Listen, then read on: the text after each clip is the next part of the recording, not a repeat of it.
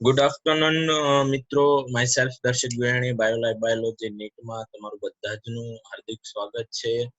બાયોલાઈફ નીટની અંદર આજે આપણે આગળનો સેશન સ્ટાર્ટ કરવાનો છે. ધોરણ 11 ની અંદર વાહક પેશી તંત્રની વાત કરવાની છે. અત્યાર સુધી સરળ અને જટિલ પેશી, એના પ્રકારો, એની માહિતી, દરેક પ્રકારની થિયરીનો અભ્યાસ કરેલો છે.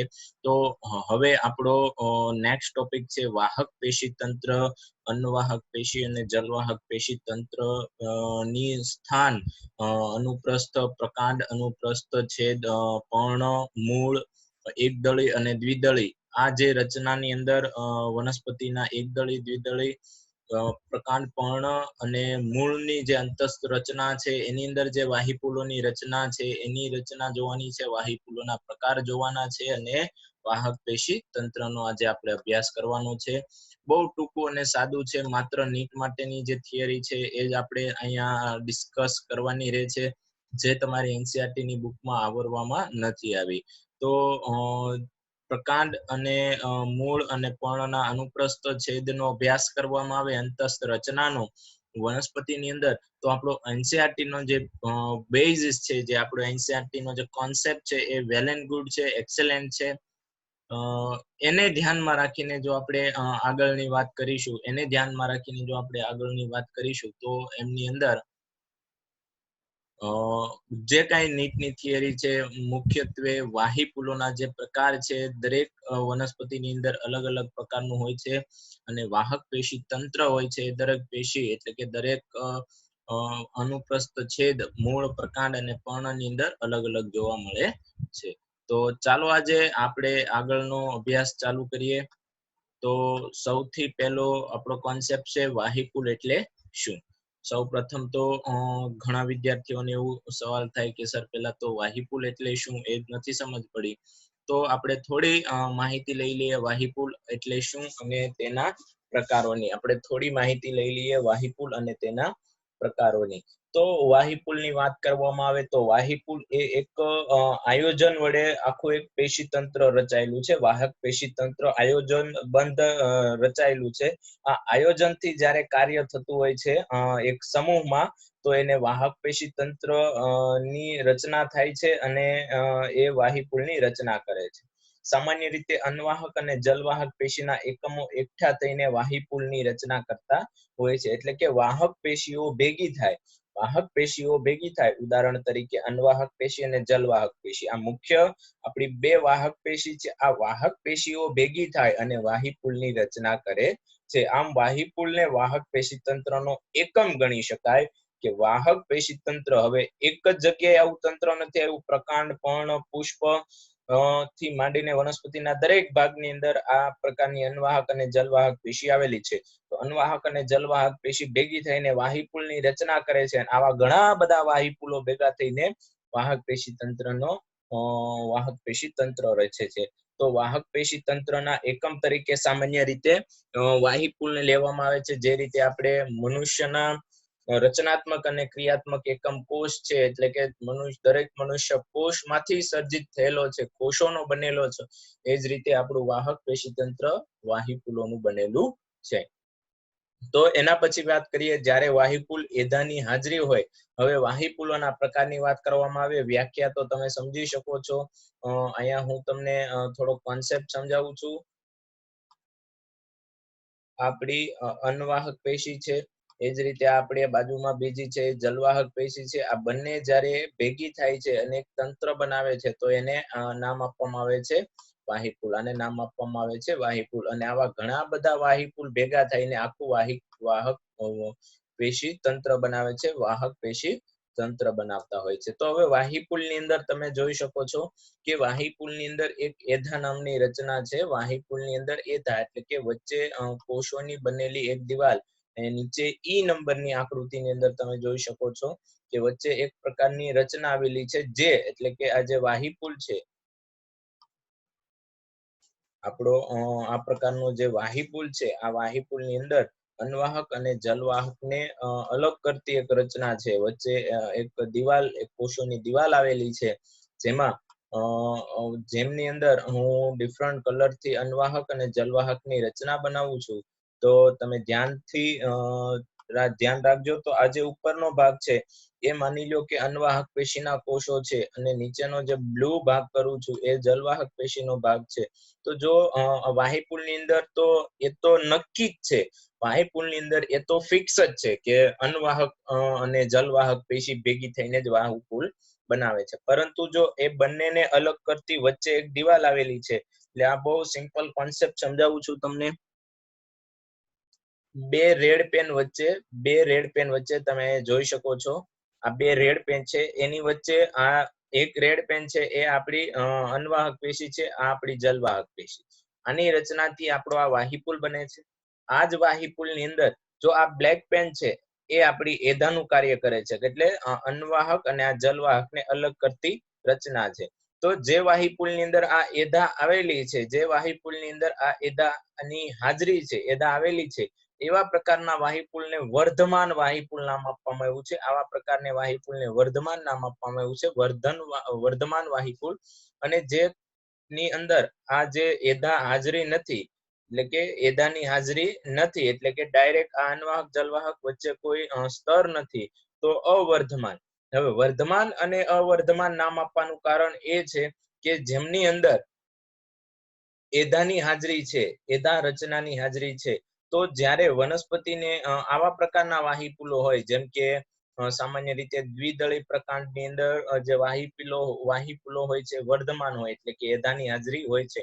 તો એધાની હાજરીનું કારણ એ છે કે આનું નામ પણ વર્ધમાન રાખવામાં આવ્યું છે. એનું કારણ એ છે કે જો આ વાહિપુલ એધા હાજર હશે તો જ્યારે અન્વાહક અને જલવાહક પેશીની ઉણપ સર્જાશે, એટલે કે વનસ્પતિની અંદર અન્વાહક પેશી અને જલવાહક પેશીની ઘટ હશે, એટલે કે અમુક ઋતુ હોય, વસંત ઋતુ હોય, તો એ ઋતુ દરમિયાન વનસ્પતિને બહુ બધા પાણીની જરૂરિયાત પડતી હોય છે, એના વહન કરવા માટે સુવિકસિત તંત્ર હોય છે.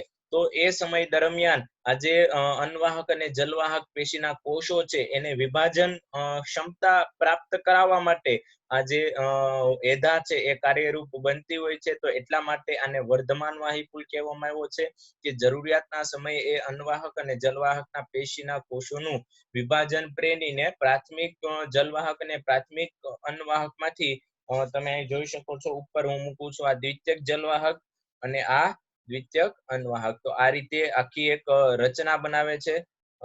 જો આ એધા હાજર હશે, તો જો આ મુખ્ય એધા હાજર હશે, તો જો આ એધા નહીં હોય તો આવી કોઈ રચના બનશે નહીં. તો જે વાહિપુલ છે એની અંદર જે અન્વાહક અને જલવાહક પેશીના કોષો છે એ વર્ધનશીલ હોતા નથી, એટલે કે એ વિભાજન પામી શકતા નથી. તો એના આધારે આ બે પ્રકાર છે. વાહિપુલની અંદર એધાની હાજરી તો વર્ધમાન, અને આ એધા ગેરહાજર તો અવર્ધમાન. તો મને વિશ્વાસ છે કે એટલે સુધીનો ટોપિક જે તમારો છે સમજાઈ ગયો છે. ત્યારબાદ ઘણા વિદ્યાર્થીઓનો પ્રશ્ન થશે કે સર અહીંયા એ આકૃતિ, પછી બી આકૃતિ, પછી સી આકૃતિ, પછી ડી, ઈ અને એફ, તો આમાં તો 6 પ્રકાર છે, પરંતુ આપણે તો બે જ પ્રકારની વાત કરી છે. તો આમાં બે પ્રકાર જે આપણા છે એ છે આ એધા, એટલે કે આ છે આપણી જલવાહક, આ છે આપણી અન્વાહક, એની વચ્ચે એધાની હાજરી, એટલે કે વર્ધમાન વાહિપુલ, અને આ જે છે એની વચ્ચે એધાની હાજરી નથી જોવા મળી, તો એ છે અવર્ધમાન વાહિપુલ. તો હજી આપણી પાસે ઘણી વનસ્પતિની અંદર આ પ્રકારના વાહિપુલ, એટલે કે એ પ્રકારના વાહિપુલ, બી પ્રકારના, સી પ્રકારના અને એફ પ્રકારના વાહિપુલો જોવા મળે છે.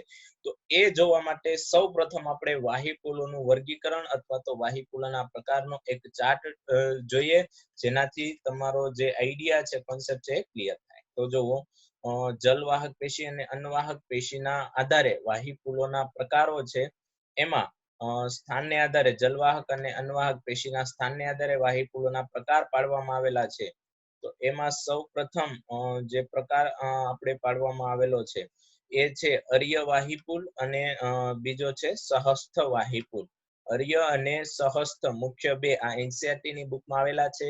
જેમાં અર્ય એટલે કે અન્વાહક અને જલવાહક પેશી અલગ અલગ ત્રિજ્યા ઉપર, આ જે આખી રચના છે એમાં આપણે જોયું હતું કે આ આપણો વાહિપુલ છે. આ વાહિપુલની અંદર એક જ ત્રિજ્યા ઉપર, એટલે કે ઉપર અન્વાહક અને નીચે જલવાહક, એટલે એક જ ત્રિજ્યા ઉપર ગોઠવાયેલા હતા આપણા જે અન્વાહક પેશી ને જલવાહક પેશી. જ્યારે અર્યની અંદર તમે જોઈ શકો છો, અર્યવાહિપુલની અંદર આ એક અન્વાહક બીજી જલવાહક, એક અન્વાહક બીજી જલવાહક, એટલે કે એક ત્રિજ્યા ઉપર નથી, અલગ અલગ ત્રિજ્યા ઉપર અન્વાહક પેશી અને જલવાહક પેશી ગોઠવાયેલી હોય છે. કોની અંદર? વાહિપુલની અંદર. આખો જે ગોળ દેખાય છે આપણો શું છે? વાહિપુલ છે. અને અમુક ની અંદર એક જ ત્રિજ્યા ઉપર, એટલે કે હું અહીંયા તમને બતાવી શકું છું. અમુક ની અંદર આ રીતે જોવા મળે છે, આ સડનલી એક સાથે આખી ગોળ રચના. તો આને તમે એવું કહી શકો છો કે આ જલવાહક અને અહીંયા વચ્ચે અન્વાહક. તો એ પ્રકારનો જે વાહિપુલ છે એ આપણો સહસ્ત હોય છે. એ આપણો જે વાહિપુલ છે એ આપણો સહસ્ત વાહિપુલ, જેની અંદર અન્વાહક અને જલવાહક પેશી એક જ ત્રિજ્યા ઉપર, એટલે ઉપર નીચે ગોઠવાયેલા છે. આ પ્રકારની જે આપણી રચના છે વાહિપુલની, તો આ પ્રકારની રચનામાં આ અન્વાહક, આ જલવાહક, તો આ સહસ્ત વાહિપુલ થઈ ગયો. અર્યની અંદર આ પ્રકારે છે, એક ત્રિજ્યા ઉપર નથી, અલગ અલગ ત્રિજ્યા ઉપર જે વાહિપુલો છે ગોઠવાયેલા છે, અને સોરી અન્વાહક અને જલવાહક ગોઠવાયેલા. અન્વાહક, જલવાહક, અન્વાહક, ફરીથી અહીંથી અન્વાહક, એ રીતે તમે જોઈ શકો છો કે ત્રિજ્યા અલગ અલગ છે, કેન્દ્ર એક છે, આખો આપણો વાહિપુલ છે. તો એને નામ આપવામાં આવ્યું છે અર્ય વાહિપુલ. ત્યારબાદ સહસ્ત વાહિપુલના પ્રકારોનો અભ્યાસ કરીએ તો સહસ્ત વાહિપુલોના પ્રકારની અંદર ત્રણ મુખ્ય પ્રકાર છે. એક છે એક પાર્શ્વસ્થ, બીજો છે ઉભય પાર્શ્વસ્થ, અને ત્રીજો છે સમકેન્દ્રીય. એક છે એક પાર્શ્વસ્થ, બીજો છે ઉભય પાર્શ્વસ્થ, અને ત્રીજો છે સમકેન્દ્રિત. તો એક પાર્શ્વસ્થની વાત કરું તો જલવાહકની બાજુની જલવાહકની બહારની બાજુએ અન્વાહક પેશી ગોઠવાય. એક પાર્શ્વ એટલે જલવાહક પેશી છે એની બહારની બાજુએ અન્વાહક પેશી ગોઠવાય, એને નામ આપવામાં આવ્યું છે એક પાર્શ્વસ્થ. ઉભય પાર્શ્વસ્થ એટલે જલવાહકની બંને બાજુ, એટલે કે આ જલવાહક, આ અન્વાહક, એની વચ્ચે શું છે? જલવાહક. એટલે કે જલવાહકની બંને પાર્શ્વ બાજુએ, બંને છેડે, આ એક છેડો એ નામ આપું છું, આ છેડો બી છે. તો બંને છેડે વાહિપુલ, આ ગોળ આખો વાહિપુલ છે, એમાં બંને છેડે અન્વાહક પેશી અને વચ્ચે જલવાહક પેશી. ત્યારબાદ સમકેન્દ્રિત તમે જોઈ શકો છો. સમકેન્દ્રિત વાહિપુલની અંદર એક પેશી બીજી પેશીને સંપૂર્ણ રીતે ઘેરે છે. તો તમે જોઈ શકો છો, કાં તો આવા બે પ્રકારના હશે. જો આ બ્લેક એટલે કે કાળા કલરનું છે એ જલવાહક પેશી છે, તો આ જલવાહક પેશીને કોણ ઢાંકે છે? અન્વાહક પેશી ઢાંકે છે. અથવા તો અન્વાહક પેશીને કોણ ઢાંકી દે છે? જલવાહક પેશી ઢાંકી દે છે. એટલે કે સંપૂર્ણ રીતે એકાબીજાને ઢાંકી દે છે. ત્યારબાદ એક પાર્શ્વસ્થ. એક પાર્શ્વસ્થની આકૃતિ હું તમને બતાવું છું. જલવાહકની બહારની બાજુએ અન્વાહક પેશી ગોઠવાયેલી હોય છે, જલવાહકની બહારની બાજુએ. તો હવે આની પહેલાની જે પ્રીવિયસ ઇમેજ હતી ત્યાં લઈ જાઉં છું તમને. તમને આકૃતિ એ અને બી ખબર પડી ગઈ છે. આ એ અને બી, કે જો બી છે એ અન્વાહક છે, એ વચ્ચે છે એ અન્વાહક છે, તો જલવાહક એને ઢાંકે છે. જલવાહક છે એને અન્વાહક ઢાંકે છે. ત્યારબાદ આ છે અર્ય, અલગ અલગ ત્રિજ્યા ઉપર, આ અન્વાહક, આ જલવાહક, આ અન્વાહક, આ જલવાહક. ત્યારબાદ એધાની હાજરીને આધારે, ત્યારબાદ એધાની હાજરીને આધારે વર્ધમાન અને અવર્ધમાન વાહિપુલ, અને ત્યારબાદ બંને છેડે અન્વાહક પેશી અને વચ્ચેના ભાગમાં આવેલું છે જલવાહક પેશી. તો અહીં ત્યાં તમારો આ જે આકૃતિનો કોન્સેપ્ટ છે દૂર થાય છે. એક પાર્શ્વસ્થની આકૃતિ આપણી આની અંદર આપેલી નથી, હું અહીંયા ડ્રો કરું છું કે જલવાહકની બહારની બાજુએ અન્વાહક પેશી ગોઠવાયેલ છે. જલવાહકની બહારની બાજુએ જલવાહક, જો આપણો વાહિપુલ છે સહસ્ત વાહિપુલ છે, એટલે એક જ ત્રિજ્યા ઉપર ગોઠવાયેલો છે. ધ્યાન રાખજો, આપણો વાહિપુલ છે. તો વાહિપુલમાં જલવાહકની બહારની બાજુએ, તો જલવાહક કયા તરફ આવે છે? કેન્દ્ર તરફ આવે છે. આ જે કેન્દ્રનો છેડો છે, આ જે કેન્દ્ર તરફ, અને અન્વાહક છે એ બહારની બાજુએ, એટલે કે ઉપરની બાજુ અન્વાહક, ઉપરની બાજુ અન્વાહક, અને નીચેની બાજુ જલવાહક. તો એને કહેવામાં આવે છે એક પાર્શ્વસ્થ. એક પાર્શ્વસ્થ વાહિપુલ તરીકે ઓળખવામાં આવે છે. જે સામાન્ય રીતે તમે આ અવર્ધમાન વાહિપુલ છે એમાં અન્વાહક બહારની તરફ છે અને જલવાહક અંદરની તરફ છે, તો એ આપણો એક પાર્શ્વસ્થ વાહિપુલ કહી શકાય. એને કહેવાય એક પાર્શ્વસ્થ વાહિપુલ. તો આ છે આપણા પ્રકારો, જેની અંદર આપણા એક પાર્શ્વ, ઉભય પાર્શ્વ અને સમકેન્દ્રિત એ મોસ્ટ ઇમ્પોર્ટન્ટ છે. આકૃતિ પણ ઘણી વખત MCQ ની અંદર મુકાયેલી છે કે આ વાહીપુલના પ્રકાર કેવા છે. તો બહુ ઈઝી છે, યાદ રાખવા માટે સરળ છે. મને વિશ્વાસ છે કે દરેક વિદ્યાર્થીઓ વ્યવસ્થિત શાંતિથી દરેક વિડીયોઝને જોવે છે. જોયા બાદ પોતાની બુક્સ ની અંદર આ થિયરી લખી નાખો છો, જેથી કરીને તમે લોંગ ટાઈમ માટે એ વસ્તુ યાદ રાખી શકો. ત્યારબાદ આપણે નેક્સ્ટ હવે વાત કરવામાં આવી છે સંપૂર્ણ જે આપણે જે રીતે વાત કરી હતી કે પેશી તંત્રની, જેમાં પ્રકાંડનું પેશી તંત્ર અને મૂળનું પેશી તંત્ર અને પર્ણનું પેશી તંત્ર અભ્યાસ કરવાનો છે. પરંતુ એમાં એકદળી અને દ્વિદળી બંને વનસ્પતિના પ્રકાંડ, પર્ણ અને મૂળના અનુપ્રસ્થ છે એના જે પેશી તંત્ર છે એનો અભ્યાસ કરવાનો છે. આપણે NCERT ની બુક ની અંદર બહુ વ્યવસ્થિત કરી ચુક્યા છીએ. તો પણ આપણે એક વખત નજર ફેરવીને જે એક્સ્ટ્રા થિયરી છે એની વાત કરવાની છે કે સૌ પ્રથમ તો આપણે IMP ની વાત કરીએ તો સૌ પ્રથમ આ આકૃતિ છે એ તો મોસ્ટ IMP છે. દરેક ભાગ સૌથી ઉપરનું જે સ્તર છે એ અધઃ સ્તર છે. અધઃ સ્તરની ઉપર આવેલા મૂળ રોમ, જેનું કાર્ય તમને સમજાય છે. આ દ્વિદળી સૂર્યમુખીનું મૂળ છે. ત્યારબાદ એકદળી મકાઈનું મૂળનો અભ્યાસ આપણે કરવાનો છે. યાદ રાખજો, ક્વેશ્ચનમાં એવા પણ પૂછાય છે કે દ્વિદળીનું મૂળ પૂછાય અથવા તો એવું પૂછાય કે સૂર્યમુખીનું મૂળ. તો એનો મતલબ એક જ છે કે આપણે આન્સર લખવાનો છે દ્વિદળીનું મૂળ. એટલે બે નામ આપેલા છે. આપણે કન્ફ્યુઝ નથી થવાનું કે દ્વિદળી, તો દ્વિદળી વનસ્પતિનું ઉદાહરણ સૂર્યમુખી છે, તો સૂર્યમુખીના મૂળનો અનુપ્રસ્થ છેદ આપણે લઈ શકીએ છીએ. તમને કન્ફ્યુઝ કરવા માટે હું ક્વેશ્ચન બનાવું છું, તમે જોઈ શકો છો કે નીચે આપેલી આકૃતિ, સાંભળજો, નીચે આપેલી આકૃતિ ખાલી જગ્યા પ્રકારના મૂળની અંતસ્થ રચના છે. A મકાઈ, B એકદળી, C દ્વિદળી અને D A અને B બંને. તો એ આકૃતિ આપણી મૂકી હોય એકદળીની, તો એકદળી આપણે માત્ર ટીક કરીને આવીએ છીએ. આપણને એ નથી ખબર હોતી કે એકદળી એનું ઉદાહરણ મકાઈ જ છે, એટલે કે એ મકાઈની પણ અંતસ્થ રચના કહી શકાય. તો એ યાદ રાખવાનું છે. અધઃ સ્તર સૌથી ઉપરનું સ્તર આપણે ખબર જ છે, બુક ની અંદર આપેલું છે. NCERT એક વખત વાંચજો. એના કોષોની રચના કેવા પ્રકારના, બંને કોષો વચ્ચે ની કોષ દિવાલ હોય છે, આંતરકોષીય અવકાશ હોય છે કે નહીં, ક્યુટિકલ થી જોડાયેલા હોય છે કે નહીં, કઈ પેશીના બનેલા છે, મૃદુતક, સ્થૂળકોણક, લઘુકોણક, કઈ પેશીનું આ અધઃ સ્તર છે બનેલું છે, કઈ પેશીના બાહ્યક બનેલા છે, કઈ પેશીના અધિસ્તર બનેલા છે, કઈ પેશીનું અંતઃસ્તર બનેલું છે, કઈ પેશીનું પરિચક્ર, કઈ પેશીનું મજ્જા, જલવાહક પેશી અને સંયોજક પેશી તો ખબર જ છે, અનવાહક પેશી પણ ખબર છે. તો આ મોસ્ટ ઇમ્પોર્ટન્ટ આપણી જે વાત છે, આ મુખ્ય વાત છે. તો એમાં મૂળ રોમ સૌ પ્રથમ એનું કાર્ય ખબર છે, અધિસ્તર, બાહ્યક, ત્યારબાદ અંતઃસ્તર, ત્યારબાદ પરિચક્ર, મજ્જા. એમાં મજ્જાની અંદર સૌ કેન્દ્રનો જે ભાગ છે તમે જોઈ શકો છો, એને મજ્જાના કોષો કહેવામાં આવે છે. ત્યારબાદ આ જે ગોળ એટલો દેખાય છે એને મધ્યરમ નામ આપ્યું છે, જેની અંદર આપણા વાહીપુલોની ગોઠવણી હોય છે. દરેક મૂળની અંદર, અંતઃ રચનાની અંદર વાહીપુલોની રચના અલગ અલગ પ્રકારની હોય છે. તો આપણે સૌ પ્રથમ એની અંદર આ જે મુખ્ય મધ્યરંભ છે, આ જે મધ્યરંભ છે એની રચના ભણવાની છે કે ભાઈ દ્વિદળીના સૂર્યમુખીના મૂળની અંદર આ જે મધ્યરંભની રચના કેવી હોય છે. એની અંદર આપણે જે વાહક પેશી તંત્ર છે, જલવાહક અને અનવાહક કેવા પ્રકારે ગોઠવાયેલા હોય છે. તો મધ્યરંભ એટલે કે અંતઃસ્તરથી ઘેરાયેલો અને અંતઃસ્તર સિવાયના મૂળના કેન્દ્રસ્થ પ્રદેશને શું કહેવામાં આવે છે? આ અંતઃસ્તર છે. ક્યાંથી ચાલુ કરવાનું છે? આ જે આપણું છે યસ, જો અહીંયા હું નાના નાના કોષો ડ્રો કરું છું, આ જે ગોળ ગોળ લાઈન ચક્ર જેવી રચના બને છે, તો એ આપણું અંતઃસ્તર છે. અંતઃસ્તરથી ઘેરાયેલો જે આખો ભાગ છે મધ્યરંભ છે. ત્યારબાદ કેન્દ્રના મૂળના કેન્દ્રસ્થ પ્રદેશને મધ્યરંભ, આ જે મૂળ છે એનું મુખ્ય વચ્ચેનું કેન્દ્ર તમે જોઈ શકો. આ રીતે હોય આપણું મૂળ, આ રીતે આખું મૂળ હોય તો એને અનુપ્રસ્થ છેદ આ રીતે લેવામાં આવે તો આ જે વચ્ચેનો જે કેન્દ્રનો ભાગ છે એ ભાગ આપણો છે મધ્યરંભ. તો સામાન્ય 2 કે 4 જલવાહક અને અનવાહકના સમૂહો હોય.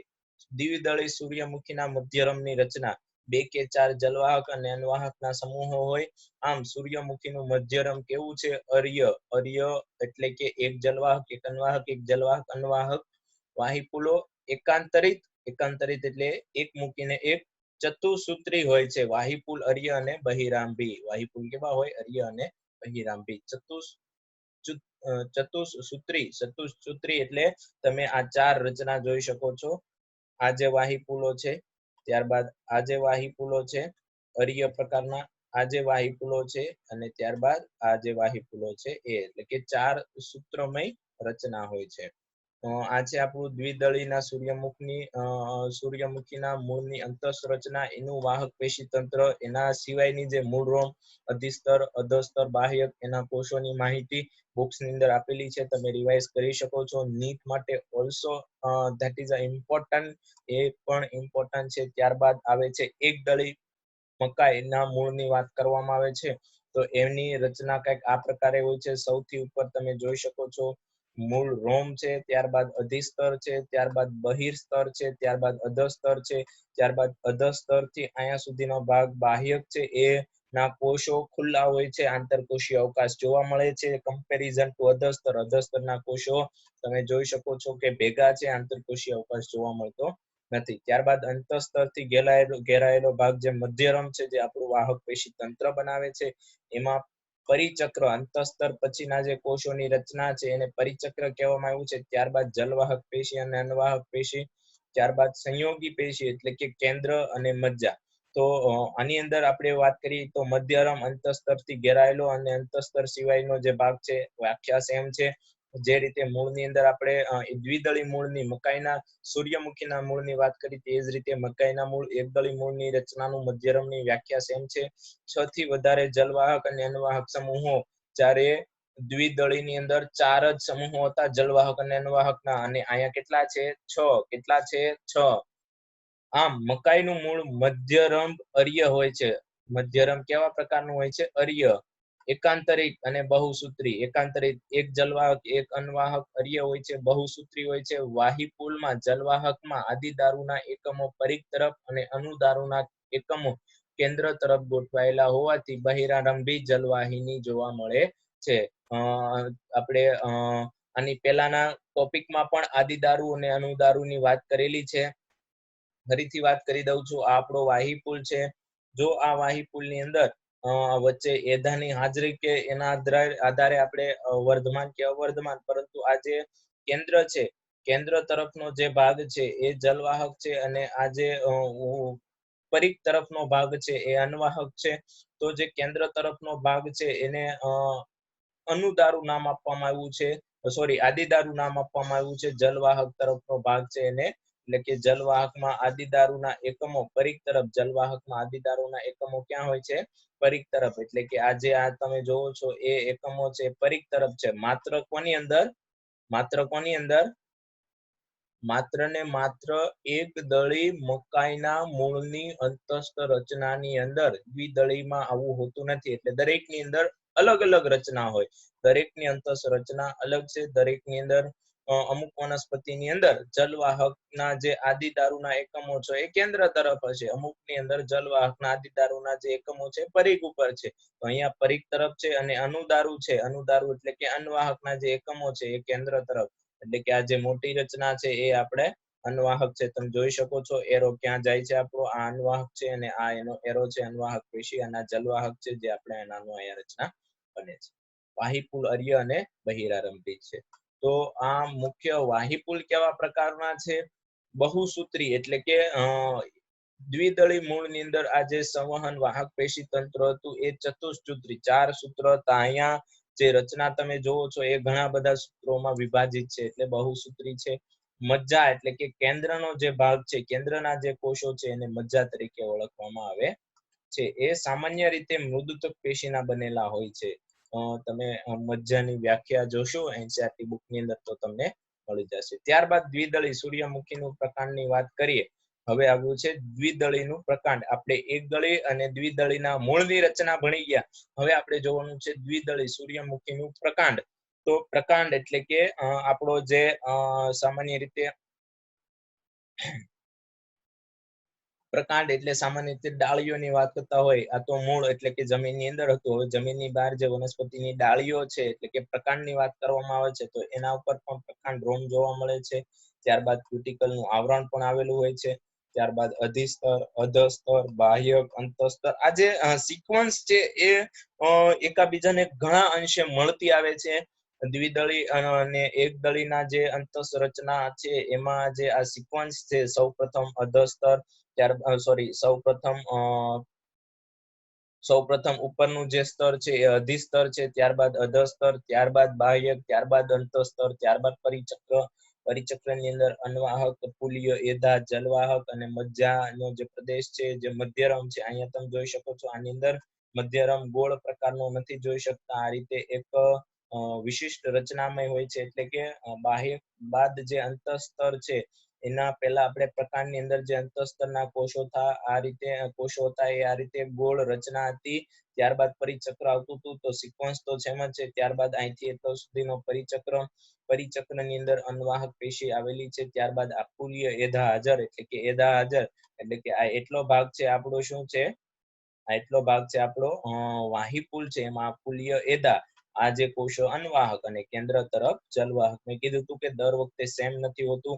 દ્વિદળી પ્રકાંડની અંદર જે અનુદારુ જલવાહક પેશીના જે કોષો છે એ કેન્દ્ર તરફ છે, જ્યારે એકદળી મૂળની અંદર જે જલવાહક પેશીના કોષો હતા એ પ્રકાંડ તરફ હતા, પ્રકાંડ તરફ હતા. એટલે આ રચના છે, આ જે મુખ્ય તફાવત છે એ બહુ યાદ રાખવો જરૂરી છે.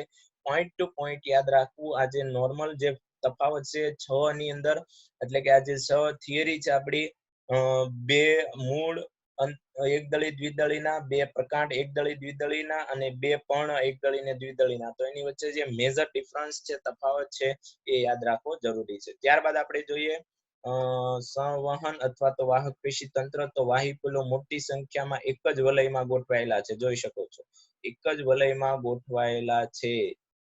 એક જ વલયમાં ગોઠવાયેલા રચના, એટલે કે કેવા પ્રકારના વાહીપુલો છે, સહસ્થ વાહીપુલો આવેલા છે. તમે અહીંયા જોઈ શકો છો, વાહીપુલોના વલયમાં ગોઠવણી એ દ્વિદળી પ્રકાંડનું લક્ષણ છે. દરેક વાહીપુલ સહસ્થ છે. મેં કીધું હતું કે એક જ વલયમાં ગોઠવાયેલા છે એટલે વાહીપુલ સહસ્થ છે. એક પાર્શ્વસ્થ અને વર્ધમાન પ્રકારના, વર્ધમાન કારણ કે પુલ્ય એધા હાજર છે. વાહીપુલમાં જલવાહકમાં અનુદારુના એકમો કયા તરફ છે, પરિઘ તરફ. આની પહેલા એકદળી મૂળની અંદર જલવાહકના જે એકમો હતા, એ અનુદારુના જે એકમો હતા એ હતા કેન્દ્ર તરફ હતા, એ હતા આપણા કેન્દ્ર તરફ. આદિદારુના એકમો કેન્દ્ર તરફ ગોઠવાયેલા હોવાથી અંતરાંભી જલવાહિની છે. કેવી જલવાહિની છે? અંતરાંભી. તમે અહીંયા જોઈ શકો છો, હું તમને આખું એક આ જે અનુદારુ અને આદિદારુનો કોન્સેપ્ટ ફરીથી એક વખત અહીંયા ડ્રો કરું છું. તો માનો કે આપણો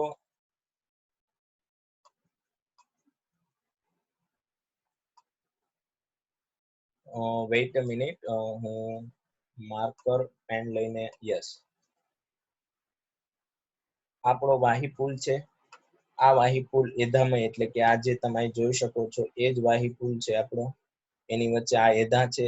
આ આપણી જલવાહક પેશી છે કેન્દ્ર તરફ. તો જલવાહક પેશીનો જે ઉપરનો ભાગ છે, એ જે ઉપરનો ભાગ છે એને આપણે નામ આપવામાં આવ્યું છે અનુદારુ. એને આપણે નામ આપવામાં આવ્યું છે અનુદારુ. અને જે કેન્દ્ર તરફનો ભાગ છે એને નામ આપવામાં આવ્યું છે આદિદારુ. આદિ એટલે કોણ પહેલા નિર્માણ પામેલું છે? કેન્દ્રનો ભાગ. અહીંથી નિર્માણ પામતા પામતા આ સાઈડ ગયા. તો આ આદિદારુ, આ અનુદારુ. ત્યારબાદ એ જ રીતે અહીંયા અન્વાહક છે.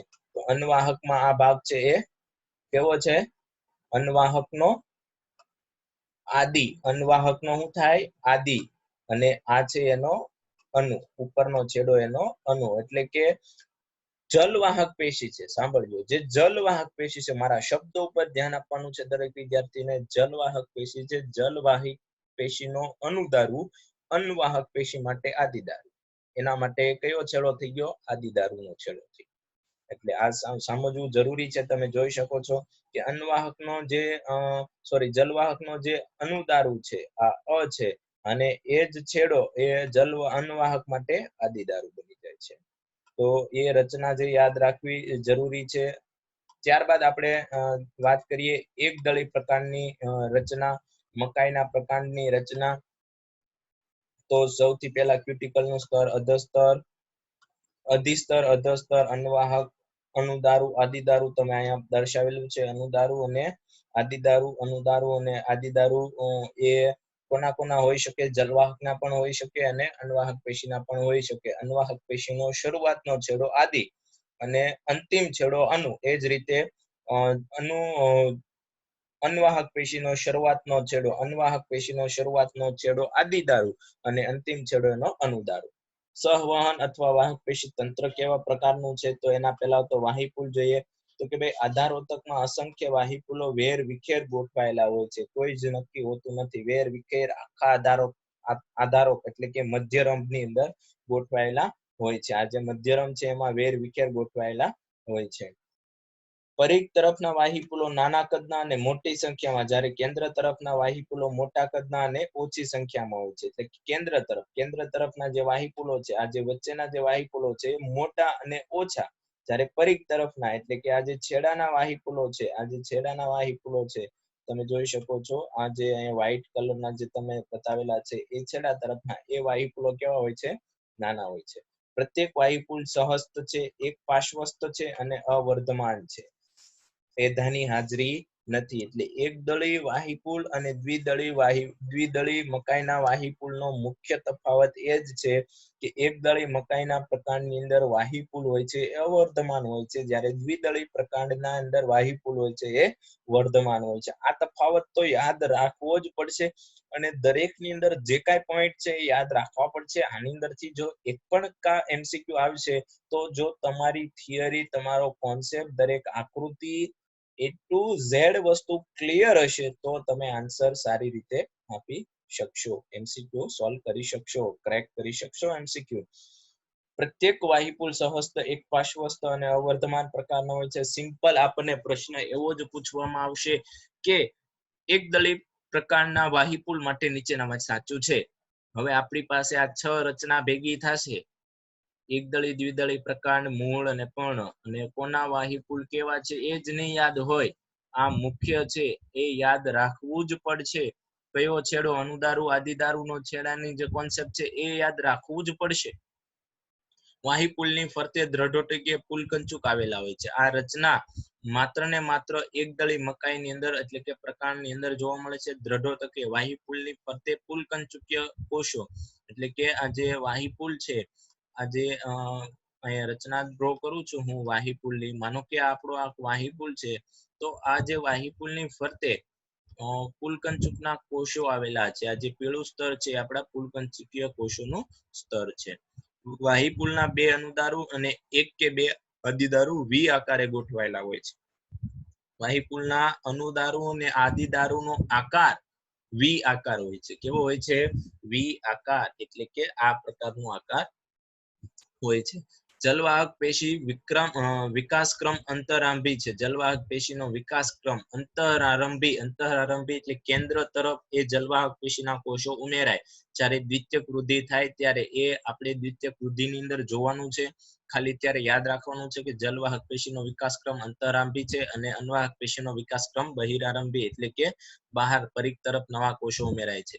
વાહીપુલમાં આદિદારુ નીચે આવેલા જલવાહક મૃદુતકના કોષોના વિઘટનથી સર્જાયેલું ભંગજાત વિવાર એટલે કે કોટર આવેલું છે. ભંગજાત વિવર પાણીનો સંગ્રહ કરે છે. તમે જોઈ શકો છો ભંગજાત વિવર, આ વ્હાઈટ કલરનો જે એટલો પોર્શન છે એ પોષો ભંગજાત વિવર છે. કોના કારણે સર્જાયેલો છે? વાહીપુલમાં આદિદારુને નીચે આવેલા જલવાહકના મૃદતક કોષોના વિઘટનથી એક ખાલી ખોખા જેવી રચના એટલે કે બેગ ટાઈપ રચના બને છે. એ કોષો વિઘટન પામે એટલે કોષ દિવાલ રહેશે, અંદરનો જે સાયટોપ્લાઝમ છે એ મૃત બની જાય છે. કોષ મૃત બની જાય છે તો એની અંદર પાણી ભરાય છે અને એને નામ આપવામાં આવ્યું છે ભંગજાત વિવર. આ ભંગજાત વિવર પણ એકદળી મકાઈની વિશિષ્ટ રચના કહી શકાય, એમાં જોવા મળે છે. એના સિવાય ક્યાંય પણ જોવા મળતું નથી. આપણે થયું પ્રકાંડની રચના એકદળી અને દ્વિદળી. હવે આપણે છેલ્લી રચના વાંચવાની છે દ્વિદળી પર્ણની અનુપ્રસ્થ છેદ એટલે કે અંતસ્થ રચના એટલે કે સૂર્યમુખીનું પર્ણ. એમાં પર્ણને અનુપ્રસ્થ રીતે કટ કરવામાં આવે. ધોરણ 11 ની અંદર તમારે પ્રેક્ટિકલ પણ છે. તમે પ્રેક્ટિકલ ની અંદર આવી જ આકૃતિ અને આવી જ રચના દરેક ભાગોને ઓળખવાના હોય છે. સૌથી ઉપર આવેલું છે અધિસ્તર. આમાં 2 પ્રકારના અધિસ્તર આવેલા હોય છે, ઉપરનું અધિસ્તર અને નીચેનું અધિસ્તર. પરંતુ આ પર્ણની રચનાની અંદર એક આપણને વિશિષ્ટ રચના પણ જોવા મળે છે, પર્ણરંધ્ર. એમાં કયા અધિસ્તર પાસે પર્ણરંધ્ર વધુ અને કયા અધિસ્તર પાસે પર્ણરંધ્રની સંખ્યા ઓછી એ પણ આપણો કોન્સેપ્ટ ક્લિયર હોવો જોઈએ. થિયરીની અંદર એનસીઈઆરટી ની બુકની અંદર આવી ગયું છે કે ઉપરી અધિસ્તર પાસે પર્ણરંધ્રની સંખ્યા ઓછી હોય છે, જ્યારે અધ અધિસ્તર પાસે પર્ણરંધ્ર વધુ હોય છે. આ યાદ રાખવું જરૂરી છે. પછી દ્વિદળી અને એકદળીમાં પણ આ આલ્ટરનેટ છે. દ્વિદળીમાં ઉપરી અધિસ્તરની અંદર પર્ણરંધ્ર ઓછા હોય, એકદળીમાં ઉપરી અધિસ્તરની અંદર પર્ણરંધ્ર વધુ હોય.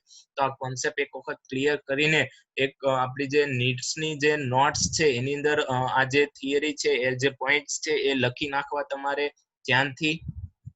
ત્યારબાદ વાત કરવામાં આવે બહુકોષીય રોમ, એના ઉપર બહુકોષીય રોમ આવેલા હોય અધિસ્તરની ઉપર. ત્યારબાદ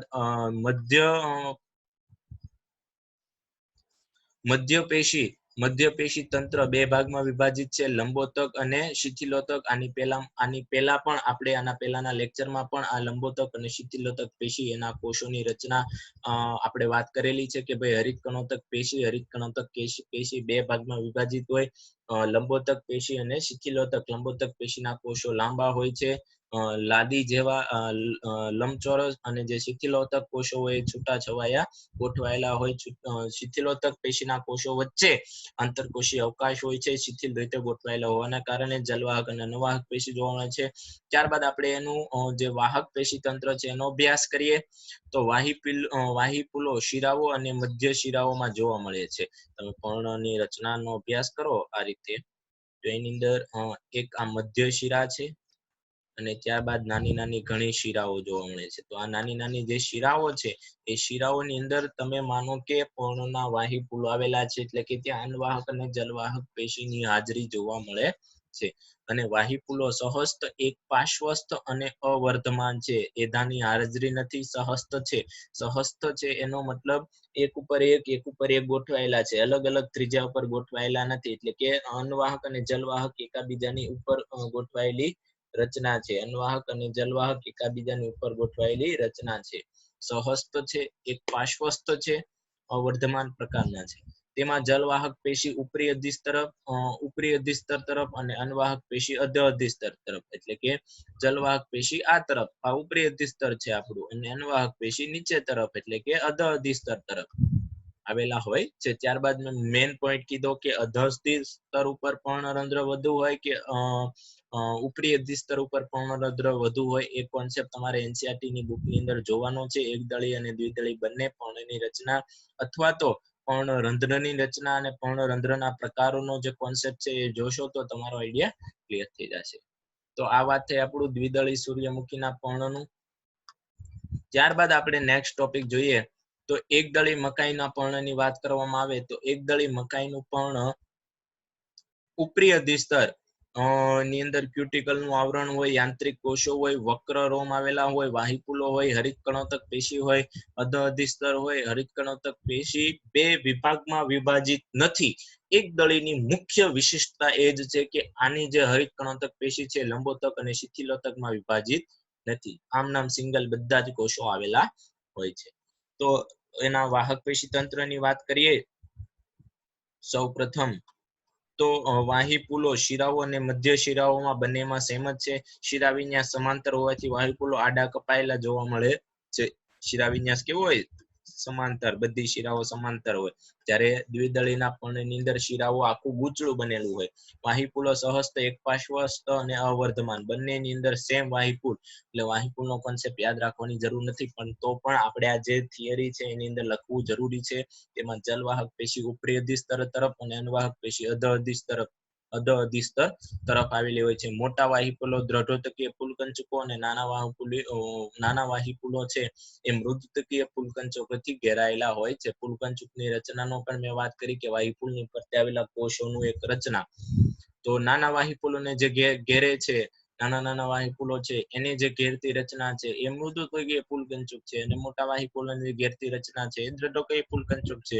વાહીપુલો સહસ્ત, એક પાર્શ્વસ્થ અને અવર્ધમાન પ્રકારના છે. ઉપરી અધિસ્તર તરફ જલવાહક પેશી, અધ અધિસ્તર તરફ અનવાહક પેશી. બહુ સિમ્પલ અને સાદું છે, પણ પ્રોબ્લેમ ત્યાં જ આવે છે વિદ્યાર્થીઓને કે 6 વસ્તુને પેરેલલ એના જે તફાવત યાદ રાખવા એ થોડુંક ડિફિકલ્ટ હોય છે, તો એને સમયાંતરે જો તમે રિવાઇઝ કરતા રહેશો તો એ યાદ રાખવું મુશ્કેલ નથી. Thank you. આજનો ટોપિક અહીંયા આપણે પૂર્ણ કરીએ છીએ. આ પેશી તંત્રની વાત કરીએ. કાલના લેક્ચરમાં આપણો આ ચેપ્ટરનો એક જ કોન્સેપ્ટ બાકી છે. એ કોન્સેપ્ટ છે દ્વિતીય વૃદ્ધિ, ત્વક્ષેદા, વસંત કાય, શરદ કાય. એ જે આખી જે આપણો કોન્સેપ્ટ છે એ આપણે કાલના લેક્ચરમાં દ્વિતીય વૃદ્ધિનો કોન્સેપ્ટ જોવાનો છે કે ક્યારે મેં વાત કરી હતી કે ક્યારે જરૂર પડે એધા વલય સક્રિય થાય, એટલે કે હવે એવા જ પ્રકારની વનસ્પતિની અંદર દ્વિતીય વૃદ્ધિ જોવા મળશે કે જેમની અંદર વાહિપુલ વર્ધમાન પ્રકારનો છે, એટલે કે એધાની હાજરી છે. તો thank you very much. Revise કરીને તમે જોઈ શકો છો. દરેક આકૃતિ પણ આપણી બુક્સ ની અંદર ડ્રો કરવાની છે, એક દળી દ્વિદળીની. તમને બુક્સ ની સારી લાગે, આપણી જે અહીંયા મેં મૂકેલી છે એ સારી લાગે, પરંતુ જે રચના છે, જે નામ નિર્દેશન છે, એ દરેક નામ નિર્દેશન આવવા જરૂરી છે. Thank you.